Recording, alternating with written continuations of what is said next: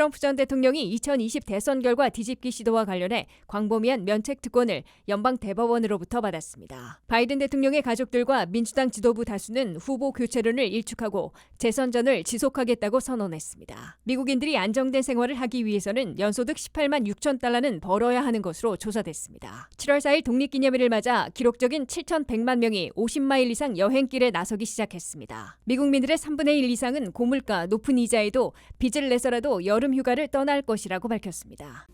시청자 여러분 안녕하십니까? 워싱턴 뉴스 투데이입니다. 도널드 트럼프 전 대통령이 2020년 대선 결과 뒤집기 시도와 관련해 광범위한 면책 특권을 연방 대법원으로부터 받았습니다. 연방 대법원은 6대3의 결정으로 트럼프 전 대통령의 공식 행동에 대해선 분명한 면책 특권을 인정하고 사적인 비공식 행동에 대해선 면책 특권이 없다고 판결했습니다. 또한 공식인지 비공식인지는 연방지법이 결정하도록 했으나 대선 전 재판이 어려워지는 지연 효과를 제공한 것으로 해석됩니다. 한면택 기자가 보도합니다. 미국 최고의 법원 연방대법원이 올해 회기를 마치면서 도널드 트럼프 전 대통령이자 차기 공화당 대통령 후보 지명자에게 절반 이상의 승리로 해석되는 역사적인 판결을 제공했습니다.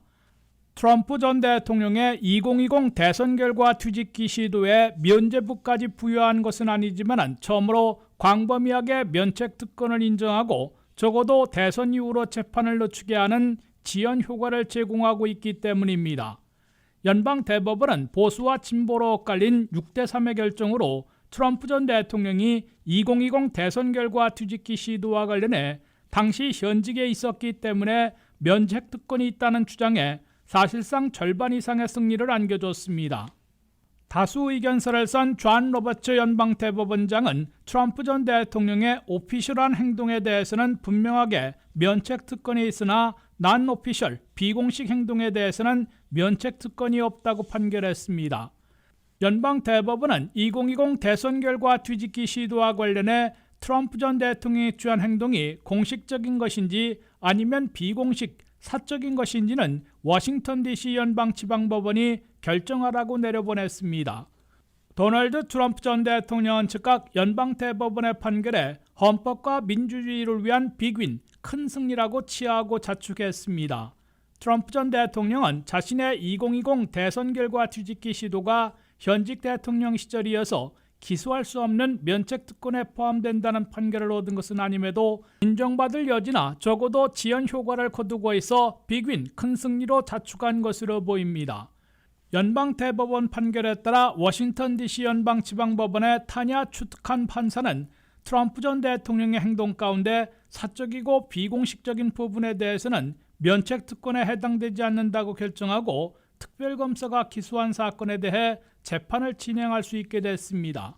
트럼프 전 대통령이 자신이 패배한 2020 대선 결과를 뒤집기 위해 텍사스나 플로리다, 조지아 등의 공화당 소속 주관리들과 마이크 펜스 당시 부통령에게 압박을 넣은 행동이 현직 대통령으로서 오피셜한 행동이라기보다는 non-official, 사적으로 간주돼 면책 특권을 받지 못할 가능성이 더 높아 보입니다.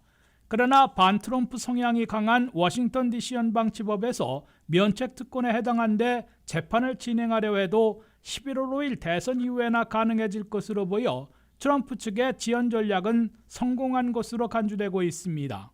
당초 트럼프 측은 4건의 연방 형사기소를 비롯해 모든 재판과 판결이 11월 5일 대선 이후로 미뤄져 유권자들의 표심에는 영향을 미치지 못하도록 한다는 1차 목표를 세우고 법적 투쟁을 벌여왔습니다.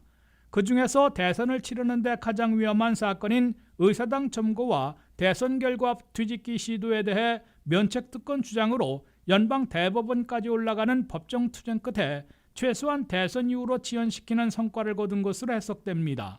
WKTV 뉴스 한면택입니다. 조 바이든 대통령의 가족들과 민주당 지도부 다수는 최악의 토론으로 불거진 후보 교체론을 일축하고 바이든 대통령의 재선전을 지속하겠다고 선언했습니다. 민주당의 큰손들도 대부분 바이든에 대한 변함없는 지지와 지원을 강조하고 있으나 바이든 대통령이 불출마해야 한다는 여론이 10%포인트 정도 올라가 향후 여론의 추이에 따라 결정될 것으로 보입니다. 최악의 토론으로 민주당을 패닉에 몰아넣으며 후보 교체론까지 불러왔던 조 바이든 대통령이 그의 가족들과 민주당 지도부, 거액을 기부해온 큰손들의 지지로 일단 절체절명의 위기를 넘기고 있습니다. 조 바이든 대통령과 퍼스트 레이디 질 바이든 여사를 비롯한 대통령 가족들은 일요일 캠프 데이비드 산장에서 모임을 갖고 재선 캠페인을 지속하기로 의견을 모았다고 미 언론들이 전했습니다. 바이든 대통령에게 결정적인 영향력을 행사할 것으로 보이는 질 바이든 여사를 비롯해 대통령 가족들은 Keep going, 선거전을 계속하세요라고 이구동성으로 강력하게 권한 것으로 알려졌습니다. 낸시 펠로시 전 하원 의장은 CNN과의 일요 토론에서 대통령은 분명 안 좋은 토론의 밤을 겪었으나 아직도 명석하다는 점을 보여주고 있고 트럼프와 상반되는 그의 기록을 갖고 있다면서 후보 교체론을 일축했습니다. 지난 토요일 뉴저지에서 선거 모금 행사를 주관했던 필 머피 뉴저지 주지사는 대통령은 솔직하게 토론을 못했다고 인정했다면서 그러나 유권자들이 다른 곳으로 갈 것이라는 증거는 없다면서 바이든 대통령이 재선전을 계속해야 한다고 강조했습니다. 바이든 민주당에 거액을 기부해온 이른바 큰손들도 대다수는 토론을 못했어도 바이든 대통령을 계속 지원할 것이라며 다른 대체 후보를 찾을 의사는 없다고 밝혔습니다. 바이든 측은 목요일 이후 선거 자금으로 민초들로부터 2,600만 달러를 모금해 모두 3,300만 달러나 모금됐다고 밝혔습니다. 바이든 대통령 본인은 물론 가장 영향력을 행사할 수 있는 질 바이든 여사, 델라웨어의 측근 연방 상원의원인 크리스 쿤스 상원의원, 블랙 커뮤니티의 라파엘 워녹 상원의원, 웨스무어 메릴랜드 주지사 등 핵심 지지층의 대표들이 이구동성으로 재선전 계속을 외치고 있습니다. 이에 따라 바이든 대통령이 스스로 중도 포기하거나 민주당 지도부가 후보 사퇴를 압박하는 일은 당분간 없을 것으로 예상되고 있습니다. 그러나 여론의 추이가 다소 심상치 않게 돌아가고 있어 바이든 대통령의 후보 사퇴 압박이 완전 사라지지는 않은 것으로 간주되고 있습니다. 바이든 대통령의 최악의 토론으로 꼽히는 첫 토론 직후 CBS 뉴스가 조사한 새 여론조사 결과 바이든 대통령이 불출마를 해야 한다는 유권자들은 등록 유권자 전체에선 2월에 63%였다가 이번에는 72%로 9%포인트나 늘어났습니다. 특히 민주당 등록 유권자들 가운데서도 불출마해야 한다는 의견이 2월에 36%에서 현재는 46%로 10%포인트나 급증했습니다. 민주당 등록 유권자들만 보면 바이든 출마 지지 54%, 불출마 요구 46%로 아직 출마 쪽이 많지만 8%포인트 차로 크게 좁혀졌습니다. 따라서 민주당 지지층을 비롯해 유권자들의 바이든 지지율이 급락해 도널드 트럼프 전 대통령을 이길 승산이 희박해지느냐에 따라 바이든 대통령의 중도 사퇴, 민주당 대통령 후보의 교체 여부가 판가름 날 것으로 예상되고 있습니다. 미국민들이 안정된 생활을 하기 위해서는 가구 연소득이 18만 6천 달러는 돼야 하는 것으로 조사됐습니다. 그러나 18만 6천 달러 이상 버는 미국민들은 전체에서 단 6%에 불과한 것으로 나타나 절대 다수는 경제적으로 불안하고 스트레스를 받는 생활고를 겪고 있는 것으로 조사됐습니다. 김미연 기자의 보도입니다. 미국민들의 절대 다수는 고물가, 고금리의 이중고로 여전히 불안하고 스트레스 받는 생활고를 겪고 있는 것으로 나타났습니다. 미국에서 안정되고 편안한 생활을 하려면 가구 연소득이 18만 6천 달러는 벌어야 하는 것으로 조사됐다고 CBS 뉴스가 1일 보도했습니다. 편안한 생활은 모든 비를 다 낼 수 있고 필요한 것들을 살 수 있으며 미래를 위해 저축한 돈도 남겨둘 수 있는 상황을 뜻하고 있습니다. 그러나 가구 연소득이 18만 6천 달러를 넘는 미국 가구는 전체에서 단지 6%에 불과하다고 이 방송은 지적했습니다. 연방정부 통계에 따르면 미국의 중위가구 연소득은 5만 1,500달러에서 8만 6천 달러 사이인 것으로 나타났습니다. 이는 18만 6천 달러에 비해 절반이나 3분의 1에도 못 미치는 것입니다. 이는 역으로 미국민들의 절대 다수는 불안하고 스트레스 받는 생활을 하고 있음을 반증해주고 있습니다. 미국민들의 절대 다수는 2년간의 인플레이션 여파로 아직도 고물가, 고금리 등 이중고에 시달리고 있습니다. 필라델피아 연방은행의 조사에 따르면 미국민들의 35%는 매우 불안하고 스트레스 받는 생활을 하고 있다고 밝혔습니다. 이는 생활고를 호소하고 있는 미국인들이 전년 29%보다 더 늘어난 것입니다. 미국민들의 다수는 물가가 3분의 1 수준으로 진정됐다고는 하지만 모기지 상환이나 렌트비 등 주거비가 여전히 많이 올라 있고 식료품 가격과 의료비 등도 비싸져 인플레 여파에 아직 시달리고 있다고 토로하고 있습니다. 미국인들의 큰 절반인 48%는 가구 소득이 물가 인상을 따라가지 못하고 있다고 밝혔습니다. 은퇴했거나 은퇴를 앞둔 X세대는 56%, 베이비붐 세대는 53%가 소득이 물가 인상을 따라가지 못하고 있어 불안한 생활에서 벗어나지 못하고 있다고 대답했습니다. 다수의 미국인들은 신용카드에 가장 많이 의존하고 있는 것으로 조사됐습니다. 미국민들의 30%는 신용카드를 새로 개설하거나 기존의 카드를 확대하겠다고 밝혔습니다. 이들 중에 59%는 새로운 신용카드를 늘리려 한다고 밝혔습니다. 반면 미국에서 부자 소리를 들으려면 가구 연소득이 52만 달러는 돼야 하는 것으로 나타났습니다. 이는 지난해의 48만 3천 달러보다 약간 더 늘어난 것입니다. WKTV 뉴스 김미현입니다. 7월 4일 독립기념일을 맞아 전후 열흘 동안 50마일 이상 여행길에 나서는 기록적인 7,100만 명의 대이동이 벌어지고 있습니다. 지난 주말 시작돼 이번 주 일요일까지 지속될 독립기념일 연휴 여행객들은 지난해보다 5.2% 늘어나는 것이고 팬데믹 직전인 2019년보다는 8.8% 증가한 것입니다. 류령아 기자가 보도합니다. 248번째 줄라이 1스 독립기념일을 맞아 미국인들 7,100만 명이나 대이동하고 있습니다. 독립기념일 연휴 여행객들은 지난 주말부터 시작돼 이번 주 일요일까지 무려 열흘간 50마일 이상 여행길에 나서는 미국인들을 추산하고 있습니다. 이번 독립기념일 연휴 열흘 동안 50마일 이상 여행길에 나서는 미국인들은 7,090만 명에 달할 것으로 AAA는 추산했습니다. 이는 지난해 6,740만 명보다 5.2% 늘어나는 것이고 팬데믹 직전인 2019년의 6,520만 명보다는 8.8% 증가하는 기록적인 것입니다. 그중 85%인 6,060만 명은 자동차를 이용한 여행객들로 예상됐습니다.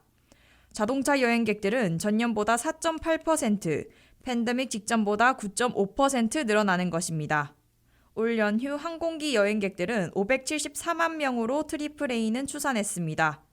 이는 지난해 537만 명에서 6.8% 늘어나는 것이고 팬데믹 직전보다는 12.3%나 증가한 것입니다.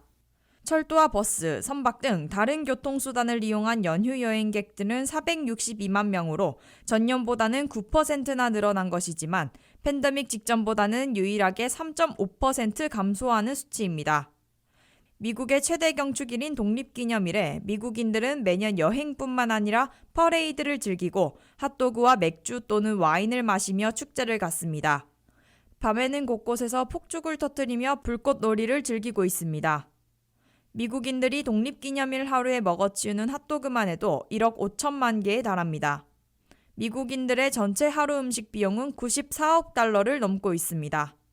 맥주나 와인을 마시는데 40억 달러를 쓰게 됩니다. 불꽃놀이에 쓰이는 폭죽값만 해도 27억 달러어치에 달하고 있습니다. 심지어 곳곳에 내걸리거나 손으로 흔들 성조기를 중국을 포함한 외국에서 수입해오는데 650만 달러를 지출하고 있습니다. WKTV 뉴스 류령아입니다. 이처럼 독립기념일 연휴 기간 사상 최대의 인파가 여행길에 나서는데요. 고물가로 생활이 힘들어도 미국민들의 3분의 1 이상은 빚을 내서라도 여름 휴가에 여행을 떠날 의향이 있다고 밝히고 있습니다. 안혜린 기자입니다. 뱅크레이트 2024년 3월 보고서에 따르면 여름 휴가를 위해 미국인의 3분의 1 이상이 기꺼이 빚을 져서라도 여행을 갈 의향이 있는 것으로 조사되었습니다. 여름 여행자의 약 4분의 1은 신용카드를 사용하고 몇 차례 나눠서 갚을 계획이라고 밝혔습니다. 금융 전문가들은 많은 사람들이 높은 이자 빚을 지게 되는 것이라고 지적했습니다. 뱅크레이트의 3월 조사에 따르면 미국인 중 36%가 이번 여름 여행을 위해 빚을 낼 계획이라고 답했습니다. 개인 대출 5%와 선 구매 후 지불 8%, 가족 및 친구로부터 대출 6%까지 다양했습니다. 또한 여름 여행자의 26%는 신용카드를 사용하고 여러 대금 청구 주기에 걸쳐 휴가 비용을 지불할 것이라고 말했습니다. 뱅크레이트는 평균 신용카드 수수료가 20% 이상으로 사상 최고치에 가깝기 때문에 이러한 소비는 우려스럽다고 조언했습니다. 특히 밀레니얼 세대와 Z세대는 휴가 비용을 지불하기 위해 빚을 질 가능성이 가장 높은 집단으로 우려되고 있습니다. 금융 전문가들은 휴가 계획을 미리 세우고 이에 따라 예산을 책정하는 것이 중요하다고 조언했습니다. 여행을 떠나는 사람들은 경험을 위해 지출하는 여행 자금을 럭셔리하게 지출해도 좋다고 생각하기 쉽기 때문입니다. 이러한 이유로 음식, 활동, 교통 등 여행 중 지출 범주에 대한 예산을 설정하라고 조언했습니다. 또한 돈을 많이 써도 되는 영역과 보수적으로 지출하는 영역을 구분할 것을 제안했습니다. 예를 들어 에어비앤비 숙박으로 직접 요리해서 음식 지출을 절약하고 대신 보트 여행 등 다른 경험에 돈을 많이 쓰는 계획 등이 있습니다. 예산을 수립한 후 다음 단계는 저축 계획을 세우는 겁니다. 작게 시작하여 월급에서 약간의 돈을 따로 떼어놓을 것을 권장했습니다. 또한 전문가들은 여행을 절약하고 최대한 활용할 수 있는 고객 마일리지나 기타 신용카드 보상을 활용할 것을 제안했습니다. 또한 여행을 하려면 꼭 휴가철이 아닌 1년 중 다양한 시기를 선택하여 비용을 절약할 수도 있습니다. 어쩌면 성수기 대신 비수기에 여행을 갈 수도 있고 비행기 대신 운전을 할 수도 있고 주말 대신 주중에 여행할 수도 있습니다. 빚 없이 비용에 따라 목적지를 결정하는 것도 좋다며 유연성이 핵심이라고 조언했습니다. WKTV 뉴스 안혜린입니다. 이상으로 워싱턴 뉴스투데이를 마치겠습니다. 시청해주신 여러분 고맙습니다.